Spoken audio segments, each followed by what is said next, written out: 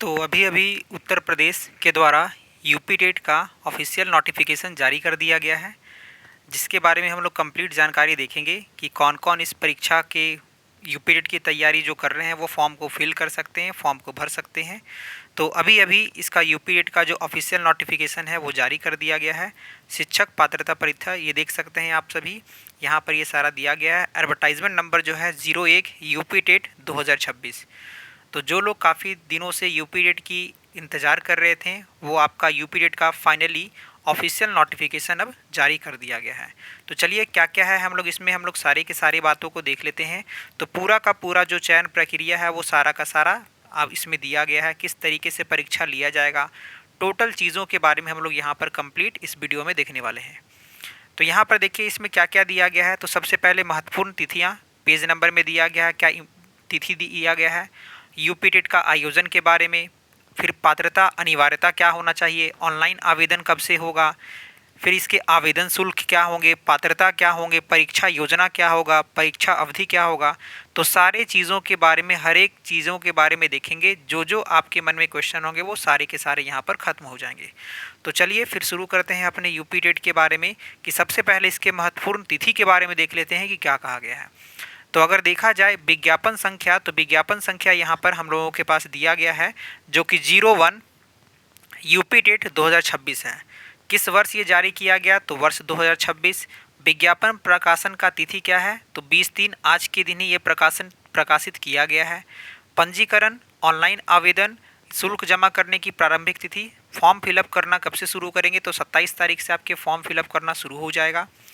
परीक्षा कब तक, अंतिम तिथि क्या होगा परीक्षा शुल्क जमा करने का, तो 26 अप्रैल तक ये फॉर्म भरा जाएगा। तो कह सकते हैं 1 महीने तक का आपको क्या दिया गया है, समय दिया गया है। शुल्क समाधान, आवेदन में संशोधन की अंतिम तिथि, अगर कुछ संशोधन करना है तो वो 1 आपके मई तक दिया गया है।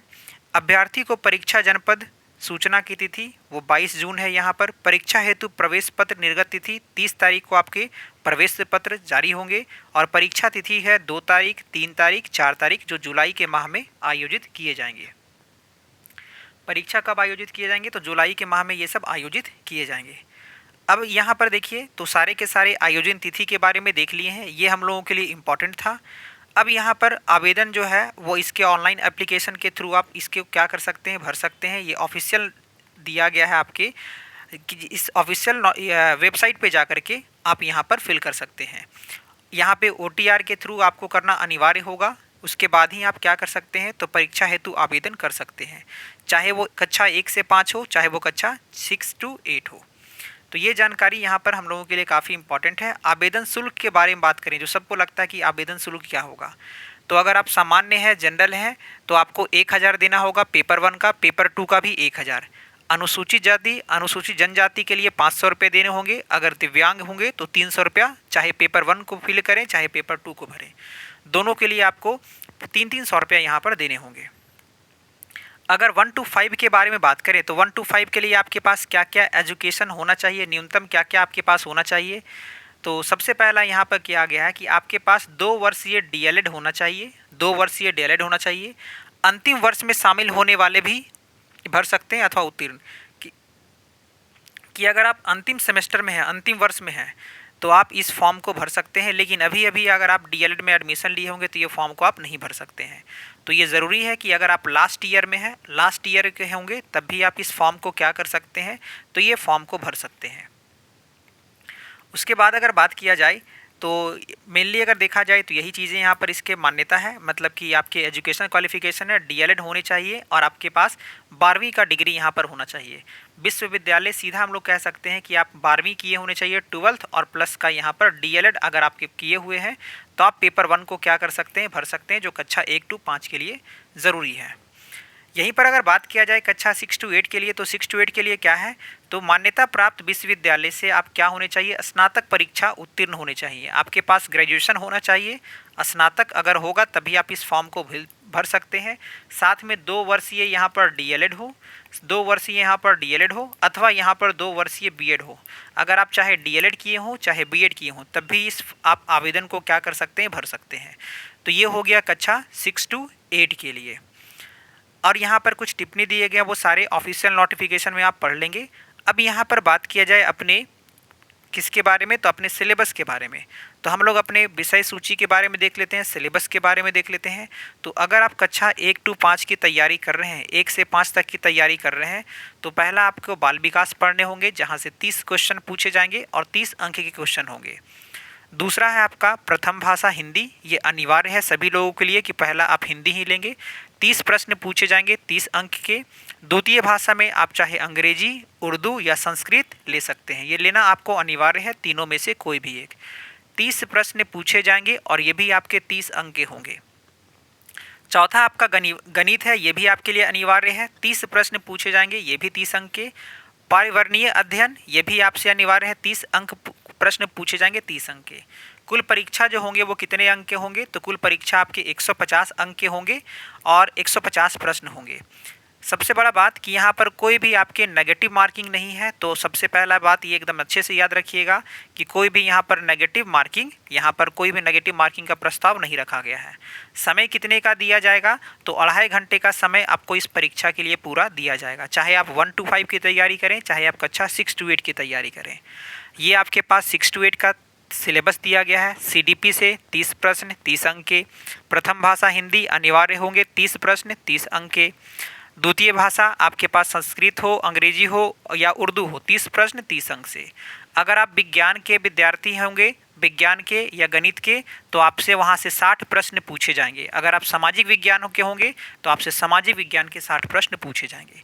तो ये रहा पूरा सिलेबस, चाहे आप 1 to 5 के बारे में बात करें, चाहे आप 6 to 8 के बारे में बात करें। और जो हम आपको बताएं कि परीक्षा कुल 150 मिनट का होगा। 150 मिनट कहने का मतलब है 2 घंटा 30 मिनट का परीक्षा आयोजित किया जाएगा। परीक्षा बहुविकल्पीय होंगे, MCQ होंगे, 4 ऑप्शन दिए होंगे प्रत्येक क्वेश्चन के।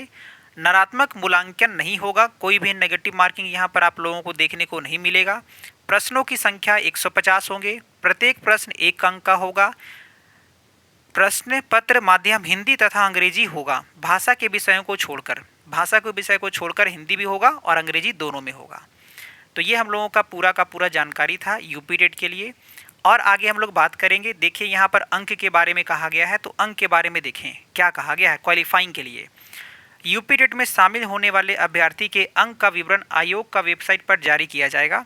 पूर्णांक 150 में से 90 अंक अर्थात 60% और अधिक अंक प्राप्त करने वाले सामान्य वर्ग के अभ्यर्थी पात्रता प्रमाण पत्र जारी किए जाएंगे। मतलब ये कहा गया है कि आपको 60% अंक लाना है, अनिवार्य हो आपको इसको पास करने के लिए।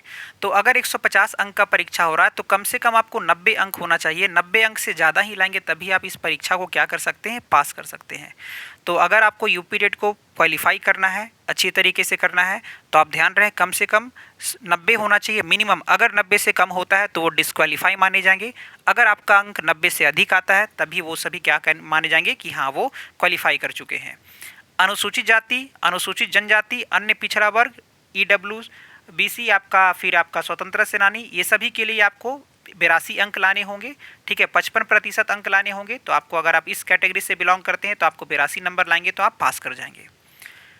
तो ये सब सारा दिया गया है। क्वालिफाई करने के लिए मिनिमम कम से कम, चाहे आप किसी भी कैटेगरी से हैं, बस सिंपल सा बात ये याद रखिए कि आपको 75% अंक लाना है। 75% अंक लाएंगे तो चाहे आप किसी भी श्रेणी से हो, आप आराम से इसको क्वालिफाई कर जाएंगे। तो ये था हम लोगों का क्वालिफिकेशन, किस तरीके से आप क्वालिफाई करेंगे। ठीक है, अब यहाँ पर आपको दिया गया है कि यूपी टेट के न्यूनतम प्रतिशत अथवा अंक के साथ उत्तीर्ण अभ्यर्थी निम्नलिखित विद्यालयों में नियुक्ति हेतु पत्र होंगे। ये सब सारा दिया गया है। ये सभी चीज़ों को एक एक करके आप क्या कर लेंगे, पढ़ लेंगे। जो भी गाइडलाइंस है, जो भी आपको दिया गया है, उन सभी चीज़ों के बारे में आप एक एक करके देखेंगे तो सब चीज़ें यहाँ पर क्लियर हो जाएंगे। तो ये सारा का सारा पॉइंट वाइज पॉइंट दिया गया है। ठीक है, अब यहाँ पर देखिएगा तो ये पेमेंट के बारे में दिया गया है। तो ये ICICI बैंक हो गया, SBI हो गया, तो इसमें कोई भी अगर आपको दिक्कत होता है तो यहाँ पर आपके पास एक हेल्पलाइन नंबर दिया गया है, जो सुबह 10 बजे से शाम 5 बजे तक आप यहाँ पर जो भी आपको दिक्कत होगा इस नंबर पे आप क्या कर सकते हैं, तो कांटेक्ट कर सकते हैं। तो इसके लिए आपके पास ये भी दिया गया कि किसी भी तरह का परेशानी दिक्कत हो तो आप यहाँ पे जो भी दिक्कत होगा आप वहाँ पर बात कर सकते हैं। फिर इसके बाद देखिए ये सारा का सारा पॉइंट एक एक करके लिखा गया है। अगर हम सारी चीज़ों के बारे में बताएंगे तो आपका काफ़ी समय जाएगा, तो इन चीज़ों को आप एक एक करके क्या करेंगे, पढ़ लेंगे। तो ये पूरा का पूरा हम लोगों का क्या था, यूपी टेट का था। तो उम्मीद है आप लोगों को ये सारा का सारा बात क्या हो गया होगा, समझ में आ गया होगा। तो कितना अंक लाना है, कब आपके ये परीक्षा तिथि होंगे, सारा का सारा कुछ हम लोग यहाँ पर बात किए। तो उम्मीद है सारा का सारा कुछ क्लियर हो गया होगा। तो जो भी लोग यूपी टेट की तैयारी कर रहे हैं, इस वीडियो को सभी के साथ ज़रूर भेजें कि वो सभी चीज़ों को काफ़ी अच्छे तरीके से समझ सकें।